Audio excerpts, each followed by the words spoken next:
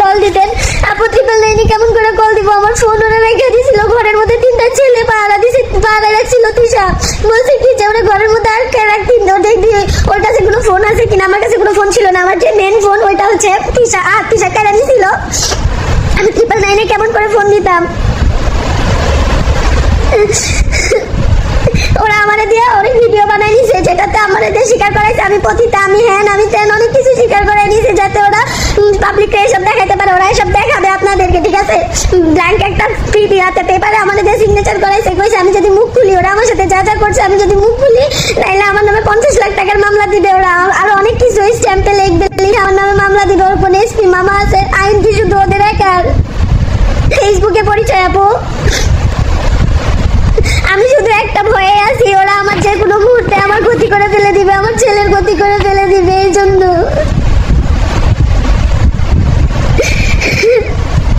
আমাকে কালকে রাতে বলে কি, ওরা তো ডিএইচএস এ থাকে, আমাকে বলে কি এটা পুরাটা আর্মি এরিয়াভুক্ত, তো এখানে আর্মির অনুমতি ছাড়া পুলিশও ঢুকতে পারে না, তোর এখানে বাঁচাইতে তোর কোন বাপ আসবে? আমারে কয় আমারে যখন মানে মারতেছিল, তো আমি মারছে, আমি যখন কান্না করতেছি, কান্না করবি না, এখানে তোর কোনো বাপ আইবে না তোরা বাঁচাইতে, এখানে এটা ডিএইচএস এলাকা, এটা পুরাটা আর্মিদের ইয়া নিয়ে ঘেরা থাকা। সাভার তো আর্মি ক্যান্টনমেন্ট, বলতেছে এটা আর্মি ক্যান্টনমেন্টের দিয়ে ঘেরা, এখানে পুলিশ ঢুকতে গেলেও আর্মির ইয়া নিয়ে ঢুকতে হইব।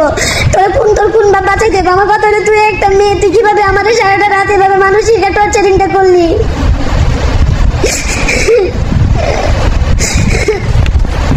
আমাকে বলছে আমি মুখ খুললে ওরা আমার নামে আমার ছেলেরা গুম করে ফেলবে, আমার জার্মান ছেলেরা মায়েরা বস্তাবন্দি করে ফেলবে। কিসা বলতেছে আমার দ্বারা সব সম্ভব, আমার দ্বারা সব সম্ভব, তুই খালি মুখ খুলবি। আমার বলতেছে যে তুই খালি এভাবে ধরছে ধরে বলতেছে তুই খালি মুখ খুলবি, তারপরে তুই দেখবি যে আমি কত দূর যাইতে পারি, আমি কি করতে পারি। হ্যাঁ লিজা সুমাইয়া, হ্যাঁ আপু আপনারা আমার একটু সাহায্য করেন। আমি একটা জব করতাম এখানে, ঠিক আছে? আমাদের কথা আমি সেই জবটা ছেড়ে চলে গেছি, আমি যে বাসায় ভাড়া থাকতাম আমি সেই বাসাটা ছেড়ে চলে গেছি। এখন আমি আছি আমার বান্ধবীর বাসায়, আমার মামার কাছে খাওয়ার মতন টাকা নাই, আমি যে বাসা ভাড়া নিবো আমার কাছে বাসা পর্যন্ত নাই। ওরা আমার এই অবস্থায় বাসা থেকে বের করছে। রাইট নাও যে কোনো থানায় যান, পুনরায় নির্যাতনের মামলা দেন, যে কোনো টাইমে কিছু করতে পারে। আর খুব ডেঞ্জারাস আপু। রাইট নাও 999 কল দেন, ওরা কি করতে পারে আপনার কল্পনাতেও নাই, জানি আপু।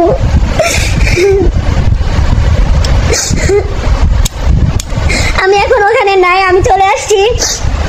আমাকে সকালবেলা বের করে দিছে, আমাকে বাসা থেকে বের করে দিছে, খালি স্ট্যাম্পে সিগনেচার রেখে আমাকে বের করে দিছে। আমার ভিডিও রাখছে, সমস্ত কিছু ওরা রাখছে আমার ভিডিওতে। আমাকে যখন ভিডিও করতেছিল তখন আমার ছেলেকে ওরা আমার পাশে বসায় রাখছে, ঠিক আছে? আর তিশা সাইড ইশারা দিচ্ছে আমার ছেলেকে, যে নোংরা কথা বলতেছে কি তো কি বলছে বাবা তোমাকে? কি বলছে? দালাল, খালি দালাল খায়। কি বলছে তোমাকে?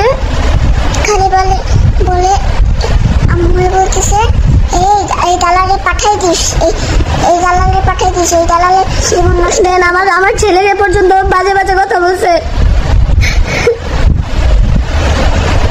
আপু। ওরা আমার কাছে সিগনেচার রাখছে আপু, আমার হুমকি দিচ্ছে, আমার জানি কিছু করলে আমার ছেলেদের আমার গুম করে ফেলবে।